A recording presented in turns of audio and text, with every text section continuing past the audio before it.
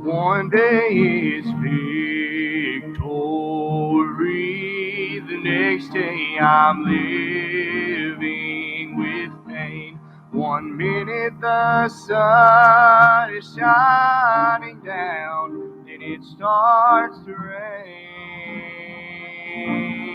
But I know a touch from God will quiet the thunder.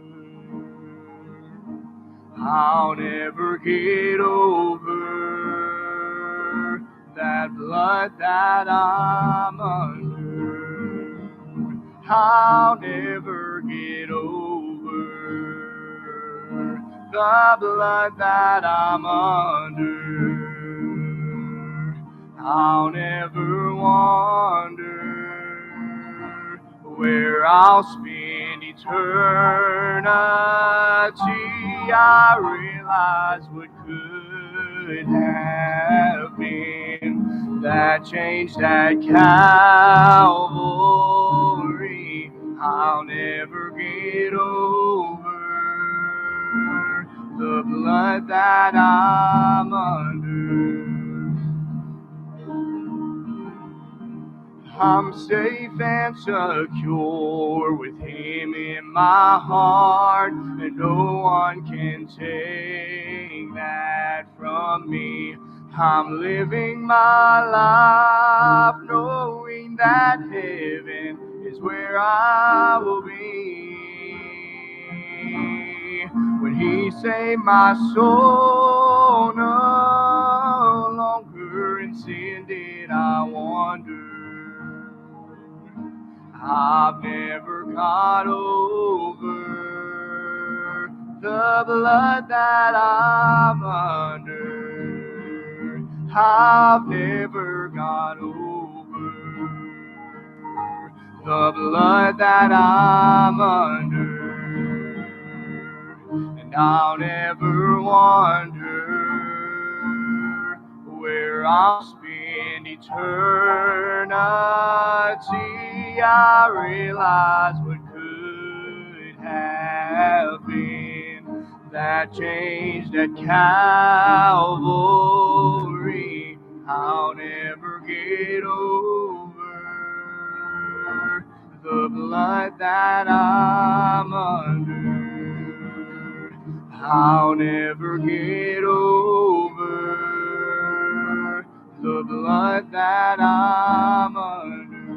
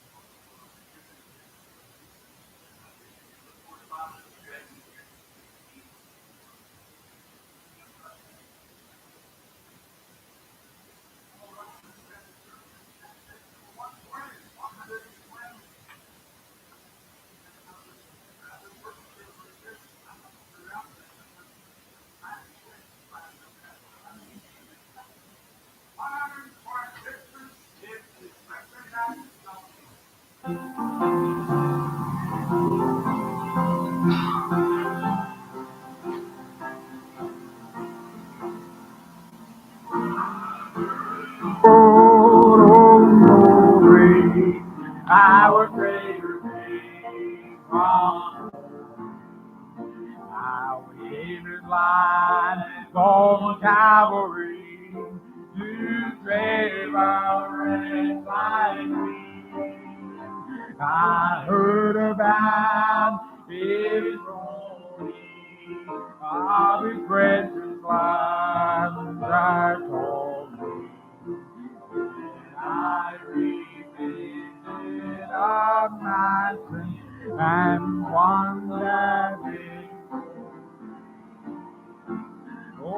victory in Jesus, my Savior forever. He saw me and bought me with His saving blood. He runs the air, I knew Him, and all my life He blinds me to victory, being thy blood. I heard about it, of His cleansing power, I remember to walk again and cause the blind to see. And then I cried, Jesus, come and heal my soul, God and Savior. And somehow Jesus came and brought to me that victory. Oh, victory in Jesus, my Savior forever. He saw me and brought me with His saving blood. He was here, I knew Him, and all my love is to Him. He brought me to victory, beneath Thy cleansing blood. I heard about the magic,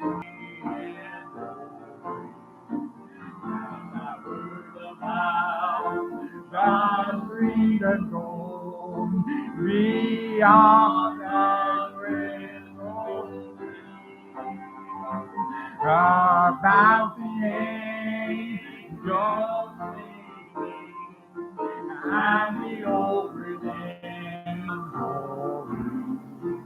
And some sweet day I'll sing of the song of victory. Oh, victory in Jesus, my Savior forever. He saw me and brought me with His redeeming blood. He loved me, I knew Him, to victory, beneath Thy cleansing blood. Amen.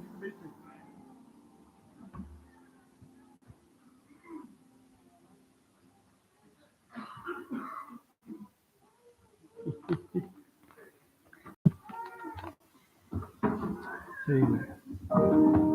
Y'all pray for me. I've just tried to practice this one time right before service time, so I hadn't quite got the verses down, but the Lord laid the song on my heart, and I've been singing the course all day. So I'm going to try to sing it. Y'all pray for me and just listen to the words.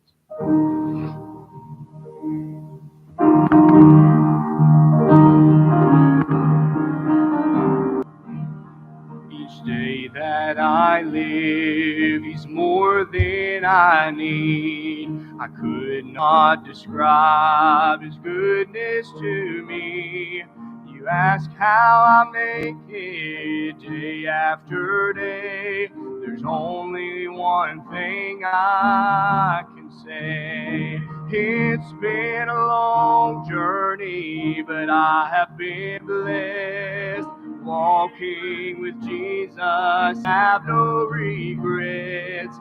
He is so good to me, I must confess. The way has been long, but I'm blessed. All that I need, I find at His feet. When I'm hungry, He feeds me with manna so sweet. When my soul is weary, He gives peace and rest. All I can say is I'm blessed. It's been a long journey, but I have been blessed. Walking with Jesus, I have no regrets. He is so good to me, I must confess. The way has been long, but I'm blessed. I've had my share of sunshine and rain, days filled with laughter and nights filled with pain. But with every mile as I travel this way, the journey gets sweeter each day. And it's been a long journey, but I have been blessed. Walking with Jesus, I have no regrets. He is so good to me, I must confess. The way has been long, but I'm blessed. Well, it's been a long journey, but I have been blessed. Walking with Jesus, I have no regrets. He is so good to me, I must confess. The way has been long, but I'm blessed. He is so good to me, I must confess. The way has been long, but I'm blessed. The way has been long, but I'm blessed.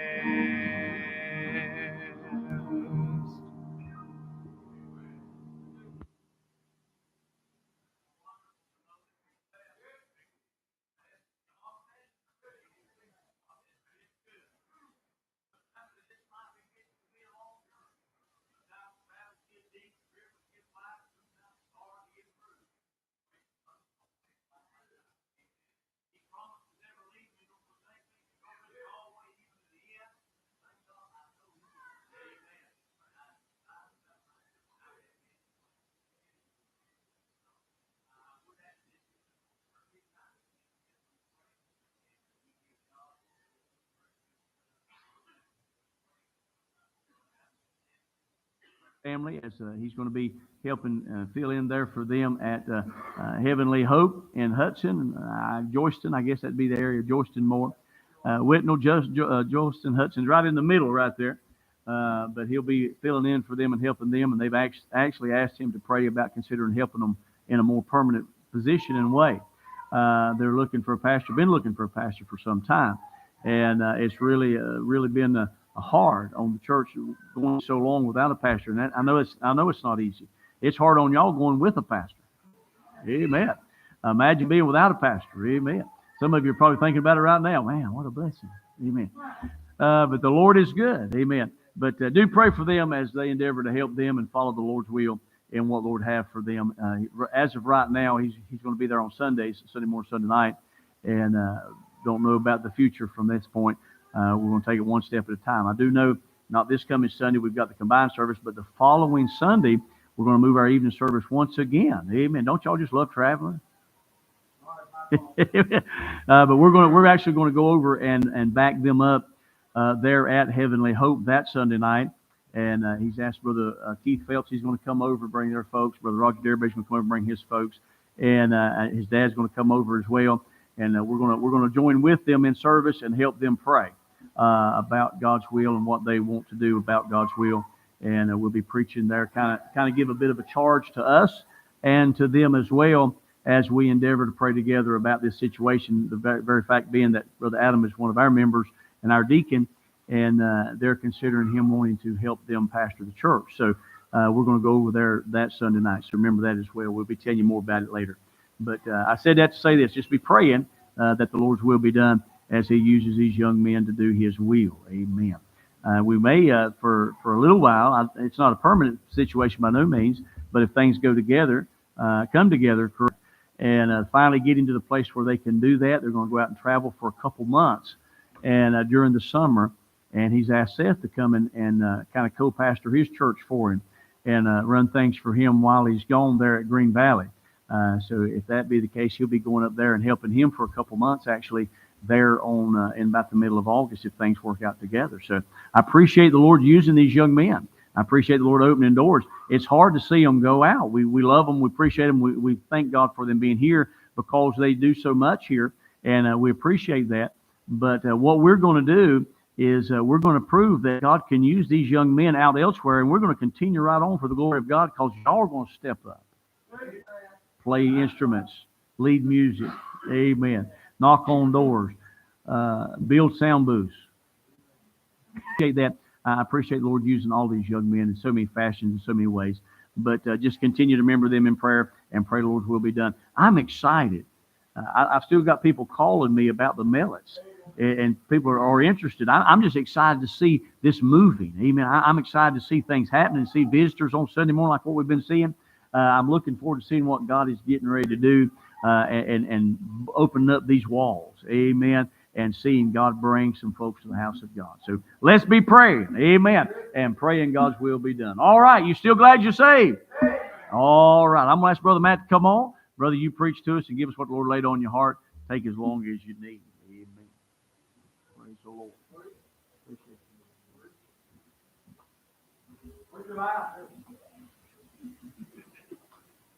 Mark chapter number 1. I always like it. I'm actually happy for you, but really, I didn't think I would be happy for you, but I actually am. That's like reading a good missionary newsletter. I always like seeing God use somebody else because it's just a blessing, you know. It really is whenever God does something for somebody else. Like I know a guy runs a troubled teens home. He's been praying. You know, his roof, it was real bad shape. They said at 20,000 fix it. We almost can't stay here, and they prayed for a year for 20,000. And a church smaller than this one gave them $20,000 to fix the roof. And I was like, man, that's a blessing. You know, just to see God do that for somebody else and stuff. But anyway, Mark chapter number 1. I always know when I'm on track. It might sound weird, but I like when the devil fights because he knows you're on track. You know what I mean? Because if he's not fighting, and he's like, that means you're not bothering him. You know what I mean? But anyway, I got 75 verses. I think that'll be enough to prove a point. I really do got 75. But I want to preach tonight on when Jesus shows up. When Jesus shows up, because I'm really convinced, you know, especially from street preaching, that's all you need is Jesus, you know. And his name's not like the liberal crowd, Jesus. You ever heard liberal people how they say Jesus? They don't say it with like a list, Jesus. And they don't ever say Jesus Christ. They say Jesus. It's weird. It really is that they all say that. But anyway, I asked Jeremy before we started if he would pray. And he said, maybe. And I said, yes or no? He was like, but would you pray before we start? Do you mind?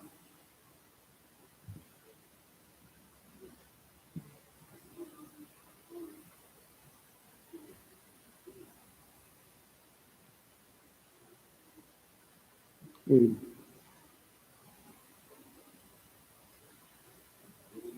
Amen. I like calling them young guys because the reason why is God's not a respecter of persons. You know what I mean? I mean, you could, you know, call a man of God up here that's been preaching for 60 years, and God can answer his prayer, or he can answer a 4-year-old's prayer. You know, it's nothing for that. But anyway, Mark chapter 1, verse 21 through 25, just to kick us off.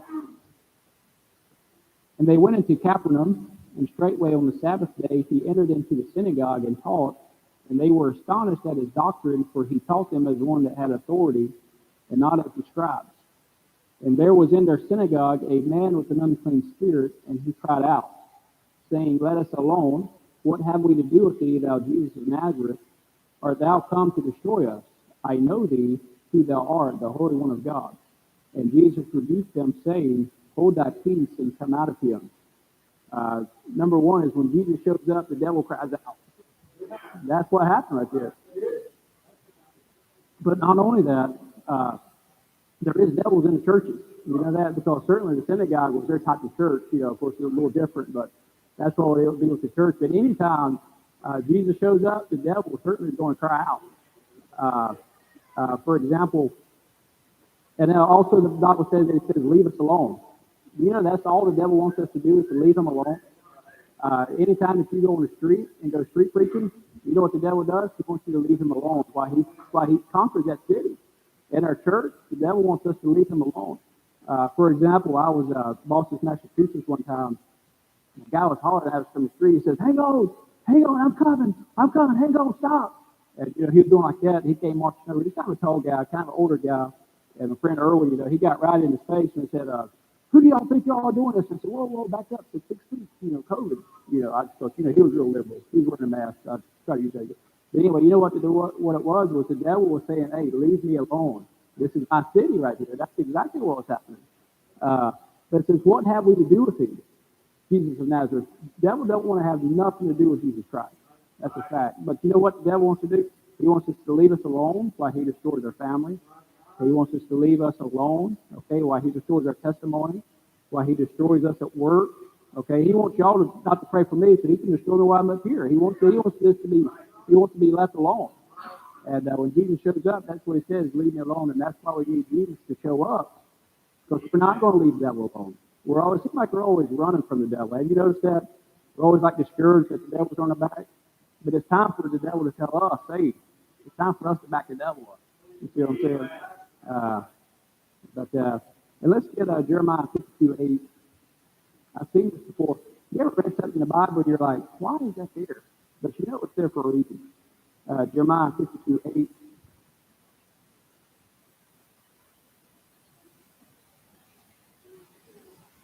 I know the devil's a liar because one time, you know what he told me, Brother Adam? He said, Pastor Coffey's better looking than you are. I said, now I know you're lying. Now, if that's not a liar, I don't know what is. I was like, man, he's really trying to one. Anyway, I didn't fall for it. Jeremiah 52:8.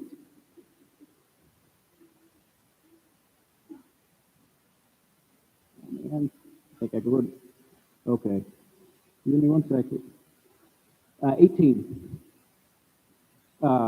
Nebuchadnezzar came in, but anyway, verse 18, it says, the cauldrons also, and the shovels and the snuffers. Now, a snuffer is something like when you got a candle burning, it's just like a little teacup. You just reach up there and put the candle out. That's what a snuffer is. And the bowls and the spoons. And I was thinking, like, why do you care about a spoon? But you know what? The devil wants every little thing that you got. He wanted the spoons. I could care less about a snuffer. I could just and blow out a candle. I don't need a little snuffer. But you know what? The devil wants to stomp out everything. Not only does he not want you serving God, okay, he's going to try to get you not to preach at all. He's going to try to get you out of church. Then he's going to try to put you to read about it. He's going to keep going until you're just completely dead. That's what the devil wants. The devil wants the spoons, the snuffers, every little single thing. Nebuchadnezzar said he wanted it all. He took everything out of it. Nebuchadnezzar had everything that he wanted. Why would he need a little spoon for? You see what I'm saying? Because, you know, I can see, you know, a woman wanting a spoon. So, but anyway, but that's exactly what happened. Mark chapter number 5. Yeah, the devil is very territorial. You know, when I go to Charlotte to preach, I can do good. And it seems like, it's almost like, just to explain it, it's almost like Charlotte's in a dome. And as soon as you like cross the line, you can just feel the demonic oppression. It's like I was good there, and all of a sudden, it just hits you like, wow. It's almost like you're in the territory of the devil. He's territorial. Just like a woman's territory over her house. You ever been to a woman's house? Don't touch anything in a woman's house. Okay, she will get on you. I can't even touch stuff at my own house. But anyway, yeah. Devils are territorial. Mark chapter number 5. But yeah, you know what? Just like when we was at the Apple Festival, people calling the cops on us. Okay, I wasn't quite done with my last point. That's just the devil telling us, hey, leave us alone. When the cops come, that's just the devil saying, leave us alone. Whenever you're wanting to go out street preaching and something in the house happens, whether it's your family, somebody calls you, that's the devil saying, hey, leave me alone. I'm over there working. Stay put. That's what he's saying, leave us alone. And we got to say no. Okay, I'm going to make you cry out. But not only that, you know, the devils will show themselves. They will cry out when Jesus shows up. Mark chapter number 5. Let's do 15 verses there, just so we can get the whole story. And they came over unto the other side of the sea in the country of the Gadarenes.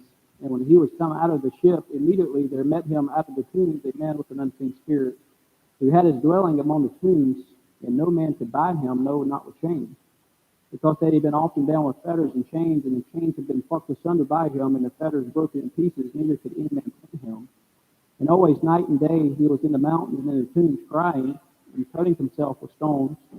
But when he saw Jesus far off, he ran and worshipped him, and cried with a loud voice, and said, What have I to do with thee, Jesus, thou Son of the Most High God? I assure thee by God that thou torment me not. For he said unto him, Come out of the man, thou unclean spirit. And he asked him, What is thy name? And he answered, saying, My name is Legion, for we are many. And he besought him much that he would not send them away out of the country. Now there was there nigh unto the mountain a great herd of swine feeding, and all the devils besought him, saying, Send us into the swine, that we may enter into him. And forthwith Jesus gave them leave, and the unclean spirits went out and entered into the swine, and the herd ran violently down a steep place into the sea. They were about 2,000, and they were choked in the sea. And they that fed the swine fled and put it in the city. Then the country that went out to see what was that was done. And they come to see Jesus and see him that was possessed with the devil, and had them